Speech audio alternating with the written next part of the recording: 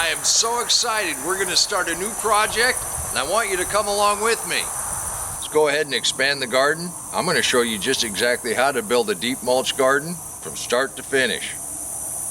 I hope you join me for that. So come on, let's take a look at a couple things. And this old corral fence, it was kind of leaning when the horses left, and it's just plumb falling down.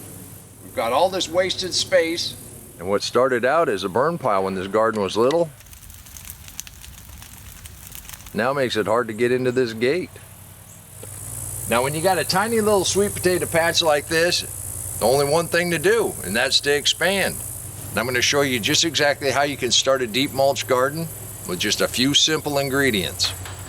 And this is a perfect time to do this. We've had enough rain that the neighbors were able to get enough hay that I think we're going to be able to mix hay, the chips I just got, and all the leaves that are going to come down this fall. We'll make a nice little mulch. I'm going to show you how. And what I intend to do is square this off. We'll go ahead and have a runway on that side and runway on this side. These trees, they're the neighbors' trees, and they keep falling. I don't want them right into the garden. We'll keep them cleaned up as much as we can, of course. I hope you've been gathering your mulch. I couldn't wait for you. It was plumb cold this morning. I went and got the first load of wood chips. I really think the first thing we want to do is decide how we want to lay this out. Now this was an old horse corral, and you can see I have one more dead tree right here. It's been dying for the last 5 or 6 years, and a bunch of these branches have come down, which I'm going to have to clean up. But that's why we've got broken fence down through here. Most of the dead trees have fallen, and I've got rid of most of them. I do want to keep this lane open so we can get down to the greenhouse and the shed. Then we got a nice straight line here with a gate, and we'll go ahead and put some wire on it to keep the critters from coming in this direction. Now right here, I had a couple bales of straw that were left over from the cold frames last year. Before you got here, I took the rusty bands off of here, and I had been piling some plastic bags and stuff right here, and once I moved it, there's virtually nothing growing underneath there. And that's the kind of result we're going to get with the deep mulch. Now we're not just going to put it down as a nice little covering, we're going to put this in deep, and it'll be a while before we need to spread this out. So I'm going to just start making piles, and I'm going to show you what you can do. Now we've talked a lot about the mulch as being a cold compost. You don't have to do this. Some people really like to. So I'm just going to demonstrate. I don't have enough cardboard to fill this whole area, so I'm not going to do it to the whole area. But you can put cardboard down. That's one good barrier. I'm not just putting it where it's bare. I'm going to go ahead and put a little bit on this grass, and I'm going to just start making a pile. You might recognize what I've just done here.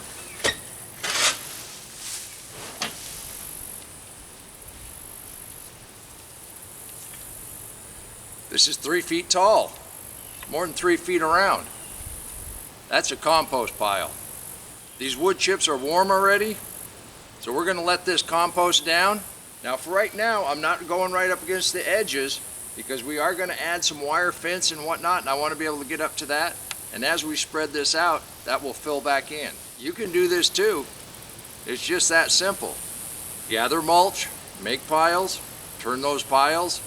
Well, the leaves haven't started turning here yet, even though it's pretty cold this morning, but they will start turning pretty quickly. This is not a one-day project.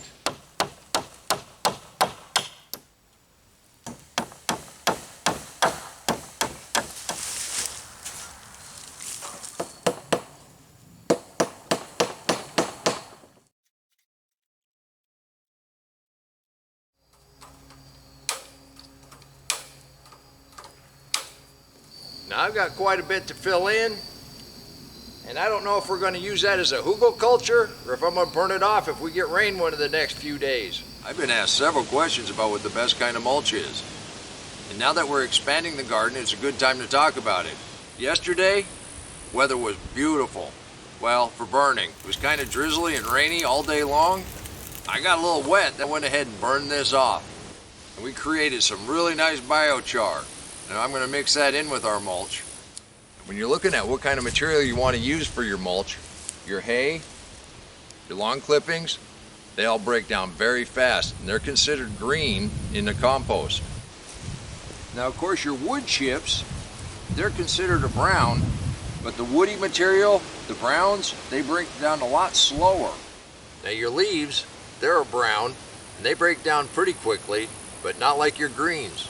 Sawdust comes off of commercial lumber that has been dried, and it takes a lot longer to break down. What is the best material to use as a mulch? Is it all hay? Is it all grass? Is it all leaves? Is it all wood chips? Well, it kind of depends on what you want to grow and then what you have available to you. Now, the more alkaline, which is at the very beginning of what we would call dirt turning into soil. What is dirt? So I looked up another definition of dirt. Dirt is earth or soil. Soil is actually the minerals that are made up of sand, silt, and clay, which are different sized particles of rocks that have broken down over years. As long as you have sand or silt or clay or a combination of both, even with the organic matter, you still have to have life to break it all down. Now I'm just having fun with dirt. It covers the entire surface of the earth, and it has enough nutrients to grow all the plants we ever want to grow. Thing is, we have to take care of the life in that soil. The only way to do that is to let that web build up. When you feed that web, you're going to be successful. The ground does not want to be left bare. So right now, we're covering it in organic matter. You know, I'm like most farmers. I started doing this in the late 60s. We tilled everything, and we hoed weeds, and we added nitrate fertilizer, and we did it all wrong. Most of our crops grow with a nice balance of bacteria and a nice balance of fungus. That's the life in the soil food web. But I took what I learned from everybody. I only had a little bit of each. I mixed it all together because that's what I had. And you've seen the results. Yeah, the garden's dying back. I think we've done pretty well. And you can do this too. One thing you gotta watch out for, you don't wanna pack it down too much. You wanna make sure you got enough air in there. If it goes anaerobic, then it's gonna get bad bacteria and bad fungus. You wanna stay aerobic. And that's why once we lay it on here, when we go to plant, I take the pitchfork and I just dig trenches. And that kind of flips it, kind of keeps mixing it. Take that down to bare soil. You can plant your seeds, you can plant your starts, just like normal. Here's a perfect example of you pull that mulch back and you plant like normal. These are not big enough to go ahead and mulch back in yet. Started a little earlier today. Cleared up all this lumber that we had sitting here on the south side of the garden. We need to bring in some more mulch. Now, if you're just starting out and you're laying in a garden, you can pretty much do your perimeter however you want. This is going to take me just a little while longer. I'm taking a little more time defining my edges simply because I saw Chubby's relative. So I'm not going to shut off the fence until I have the perimeter done. And I've got a little bit of work in this old corral. But we do it a little at a time. It won't be any big deal. Now I'm not going to put cardboard down underneath all of this. I'm just using this cardboard because I got it. And it's a good little barrier right here at the edge. You know what? For that matter, go ahead and get this whole roll in here. I'll meet you over by the wood chips. No, not these piles, those piles. Here with the pine tar in it. That's going to make a nice mix. I need to put a gate somewhere along this line. Move the charger for the electric fence so it has sun. It's really good where it's at now, but it can't be that far in the garden when the gate's going to be that far out. So you see my challenge. But if you're starting a new garden, you don't have any of those worries. Lay your mulch in a foot thick or thicker. Get it in now. Then put your perimeter fence in. Then you're going to want to think about some kind of fence. When your garden starts growing like this Deep Mulch Garden started to grow, critters come from miles around because you got the best buffet in town.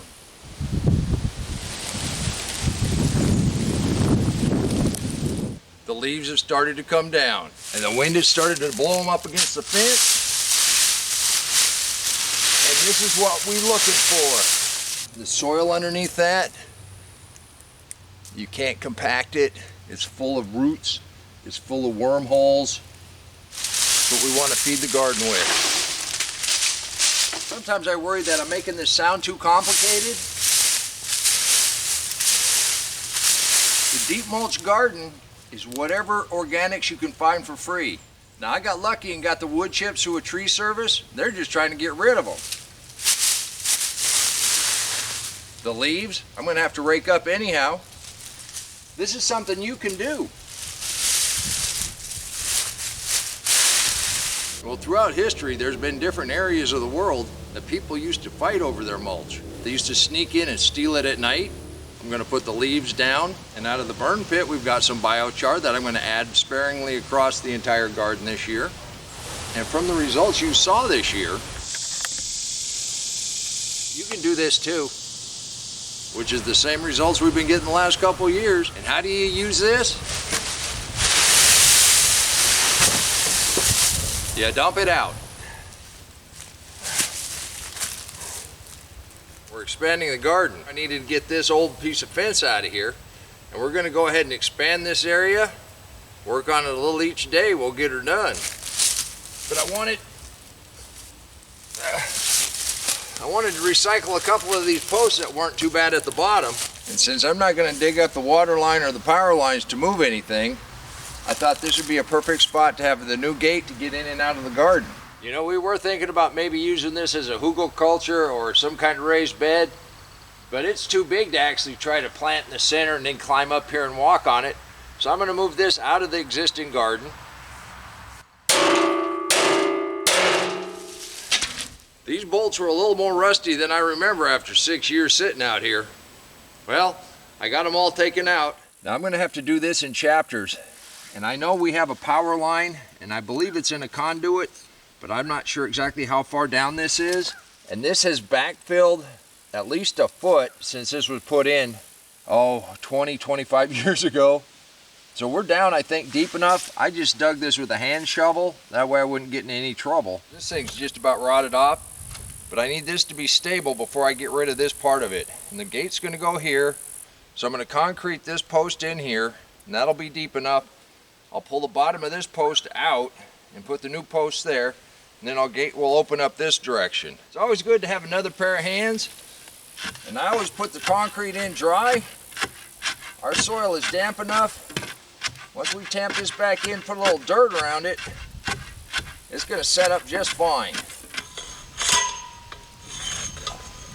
We need to shave down the crown on that hill over there, get that wire straight. Come on, let's take a look. Now we got a little rise here because that old corral, that stallion used to run back and forth, and all the soil, or all the dirt in this corral, just kind of piled up down here anytime it rained. But I do need to take that crown down so that fence will sit on the ground. See if that's enough.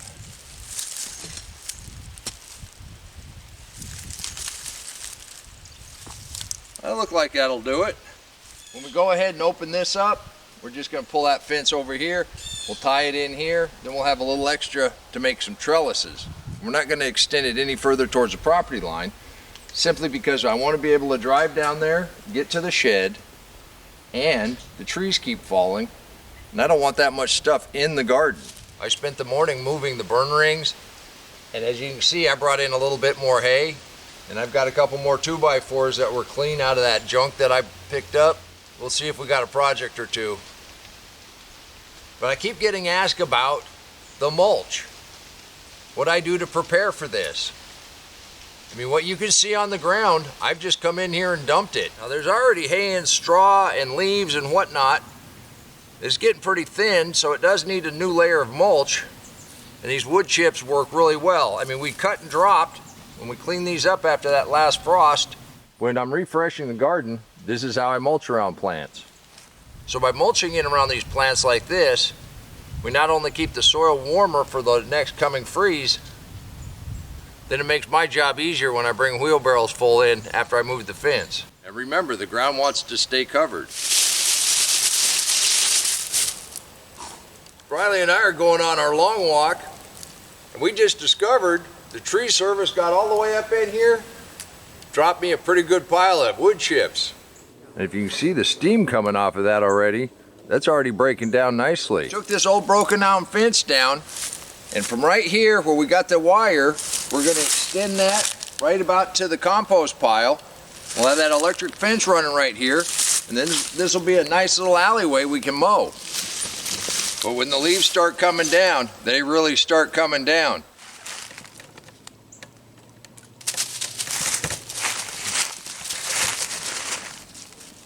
The leaves are coming down. So we're going to be able to mix the leaves, the hay, and the wood chips all together. Now they do kind of go in layers because that's the way you dump them. So we're just dumping it straight out onto the ground. And that's sort of a quick tour of what we've been doing lately. Now you can do this too.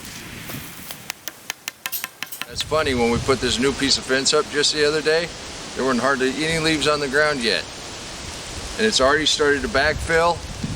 Those are leaves I don't have to move. But we got a ton out here. What kind of mulch do I use? It's whatever organic material I can get. The ground wants to stay covered.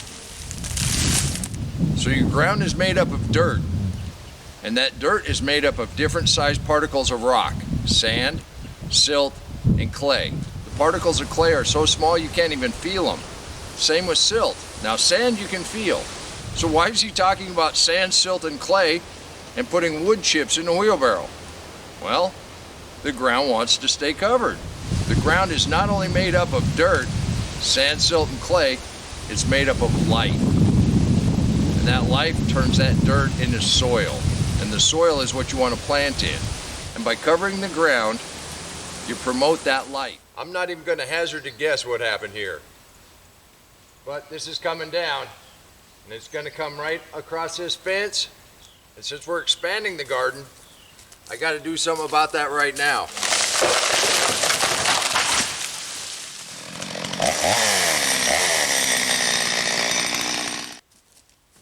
We just straighten this up a little bit, put a couple staples in it. We'll start our tie-in. We'll get this hot wire around our whole perimeter. Now I'm only going to put in a couple, because we got extras when we take that out. Come up past this post because we're going to make that corner. And then we probably ought to make that a straight line, don't you think? Then we're just going to unwind it. Then I can tie these into the existing fence, move some more of these poles, tighten this up a little bit. We'll be ready to move the fence. It wasn't supposed to start raining till tonight. Got a little hole in the clouds. It's still sprinkling, but I do need to get this sealed up. So basically we're just going to tie the fence. We're going to pull this fence. We're going to tie it in here. I'll cut it loose there. We're going to take some of these smaller poles, reinforce the electric fence. We're going to do the same thing on this side. I'm going to open this up. We're going to tie it back there on the pole. We should be sealed up. Now we just cut that fence back. Pulled it over here, brought it around, stapled it to that corner post, added a couple more of these posts. So we'll be able to draw this across here, close this up. Now all I got to do is build the gate across here, clean up some of the lumber, bring in a bunch of mulch, and plant. We'll be ready for spring. You can do this too.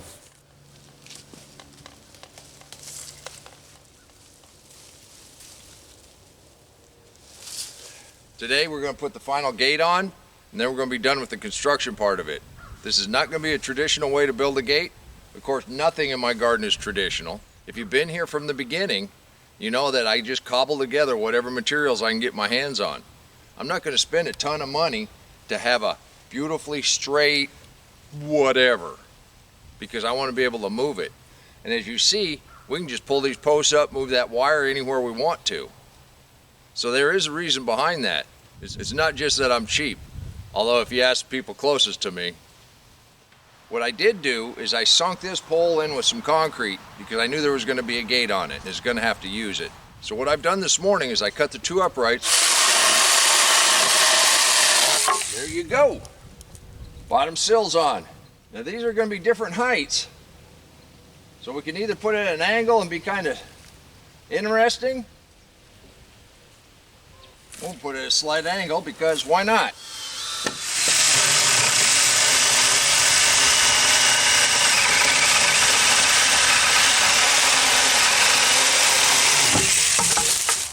Just that easy. That's beautiful. There you go. There's our gate. It'll look like we went with wire since that's what I had left over. So that when we bring Riley out in 3 weeks when he's off his leash, we can let him run around the garden. Right here at the gate, we're not going to plant anything. So I've got a couple pizza boxes that we put down, and I'm going to put some shavings right here. We'll make the rest of this entryway pretty here in a little bit. But for right now, this defines our entryway. Just like that. And there you go, one regulation garden gate. We'll get the new garden covered. We'll cover up the old garden, and then we'll be ready to plant. And I think that's all I'm going to do for today. Taking the rocks from around there, we've moved those out, so I just had this little bit. Once I get those rocks out of here, we're going to be ready to full-on mulch. Okay, our strategy here, obviously, is the new part of the garden needs to be much thicker than the rest of the garden. So, as I'm taking this rock out, that's our defining line.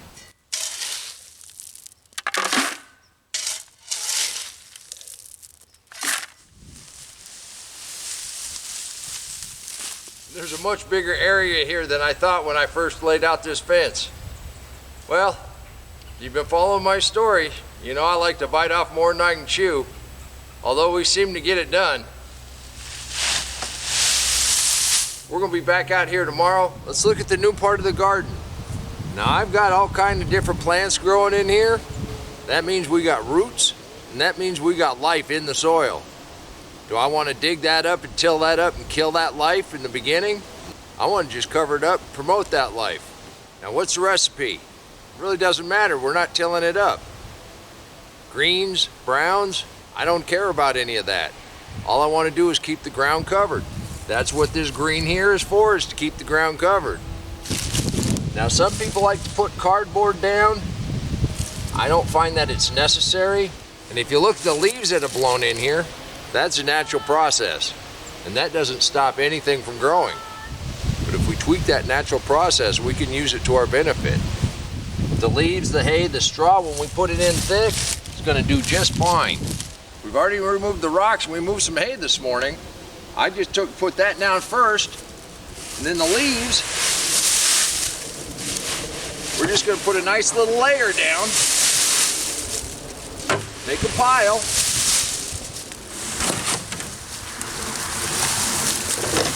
Then come in with a load of wood chips.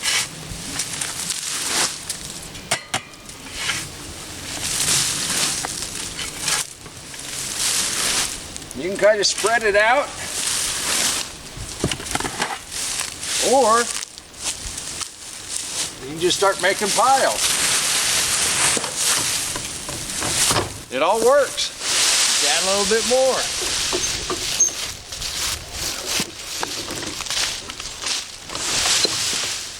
How do you know when you have enough mulch? I'm going to stick with Ruth Stout's rule of thumb, more. You'd be surprised at how fast that's going to break down. Up here to the mulch pile. Got up to the gate, got that all laid in with mulch. We're starting to work on that corner over there that you were just with me. And then we're going to go ahead and work on the center of the garden. And then we're just going to kind of come together. We do a couple loads every day. Won't take very long. And then we'll be ready to plant. And pretty quick, you won't be able to tell the old part of the garden from the new part of the garden. Yeah, I think I have enough room to grow a pretty decent sweet potato patch this year. You can do this too. And here's the secret. There is no secret. You work with nature and what's available to you. You bring in mulch. Doesn't matter what kind of organics. You mix it together the best you can. And by spring, when you go to plant, you're going to mix it together even more. You let that life in the soil do all the work for you. And today it's 50-50 on what's the hardest work you'll ever do in the garden, whether it's going to be harvesting or bringing in a few wheelbarrow loads of mulch. You don't have to fertilize or put any chemicals down. You'll be amazed at what the food tastes like. The new garden project pretty much wrapped up. So really now all I have to do is bring in some mulch Until next time, remember, take care of yourself, take care of your family, and God bless you.